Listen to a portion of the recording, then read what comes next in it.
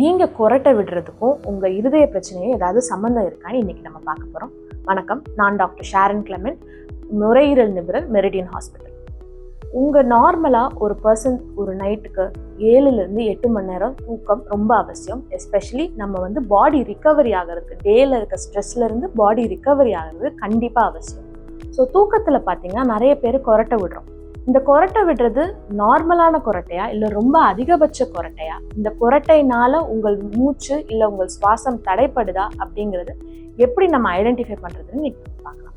So நார்மலாக கொரட்டை விடுறீங்க அப்படின்னா உங்கள் சவுண்ட் ரொம்ப சத்தமாக இருந்தாலும் பகலில் நீங்கள் எந்திரிக்கிறப்போ உங்கள் நைட்டு தூக்கம் நல்லா இருக்கும், உங்களுக்கு தலைவலிகள் எதுவும் இருக்காது, உங்களுக்கு டே டைமில் அதிக தூக்கம் இன்மை இல்லாமல் இருக்கிற எஃபெக்ட் உங்களுக்கு தெரியாது. பட் இதே உங்கள் கொரட்டை விடுறப்ப உங்களுக்கு நைட் டைமில் மூச்சு திணறி எந்திரிக்கிறீங்க, காலையில் எந்திரிக்கிறப்ப ரொம்ப தலை வலிக்குது, வாயெல்லாம் வறண்டு போகிற மாதிரி இருக்குது, டே டைமில் தூங்கி நான் விழுந்துக்கிட்டே இருக்கேன் அப்படிங்கிற எஃபெக்ட்லாம் இருந்துச்சுன்னா உங்களுக்கு கண்டிப்பாக நைட் டைம் தூங்குறப்ப மூச்சு தடை ஏற்படுதுங்கிறது நமக்கு அதில் ஐடென்டிஃபை பண்ணலாம்.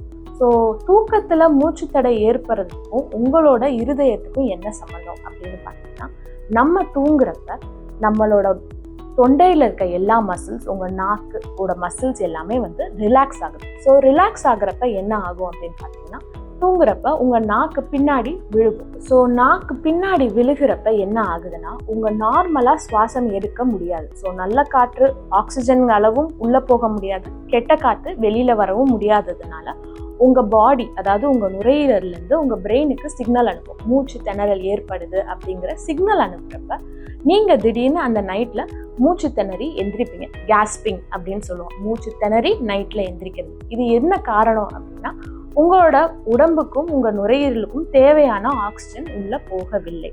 இதனால என்ன ஆகுது, உங்களோட ஆழ்ந்த தூக்கம், அதாவது தூக்கத்திலே 2 வகை இருக்குது. லேசான தூக்கம், தூக்கம் ஆரம்பிக்கிறப்ப இருக்க லேசான தூக்கம், அண்ட் ஆழ்ந்த தூக்கம்.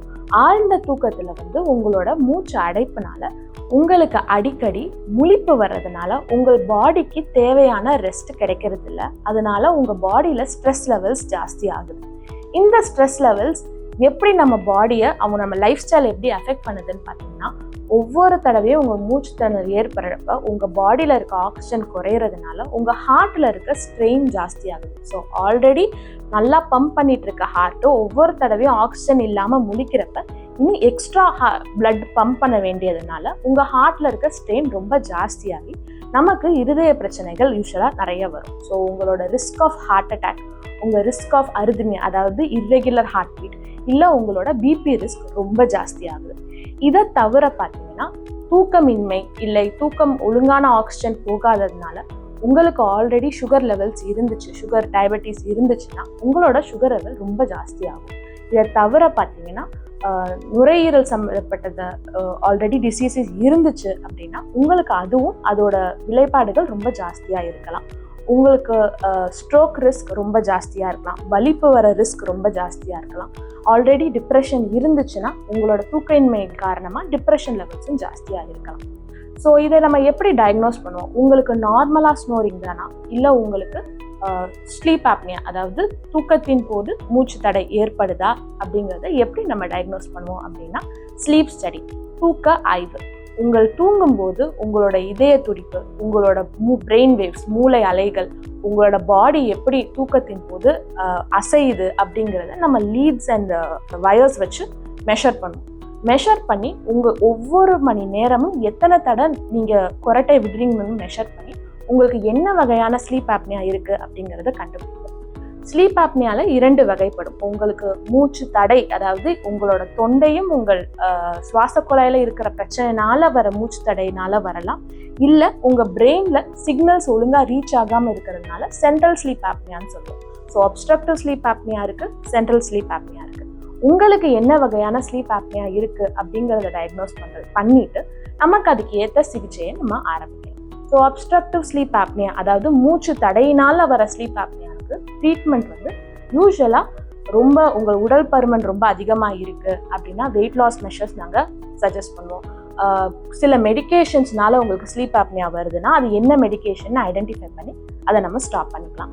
இல்லை நீங்கள் வந்து தூங்குறதுக்கு முன்னாடி ஆல்கஹால் எடுக்கிறது இல்லை வேறு ஏதாவது மருந்து எடுக்கிறதுனால அதை ஸ்டாப் பண்ணால் இதுவும் ஆட்டோமேட்டிக்காக ஸ்டாப் ஆயிடும். இது எதுவுமே எந்த பிரச்சனையும் இல்லை அப்படின்னா நம்ம வந்து பேப் டிவைசஸ் அப்படின்னு சொல்லுவோம். அதாவது உங்களால் எடுக்க முடியாத மூச்சை டிவைஸின் மூலமாக உங்கள் பாடிக்கு நாங்கள் கொடுக்குற டிவைசஸை we will suggest. அது சிபேப் டிவைஸாக இருக்கலாம், பைபேப் டிவைஸாக இருக்கலாம். அது உங்கள் பாடிக்கு ஏற்ற மாதிரி நீங்கள் வர்றப்ப நம்ம அதை ட்ரீட் பண்ணி டிசைட் பண்ணலாம்.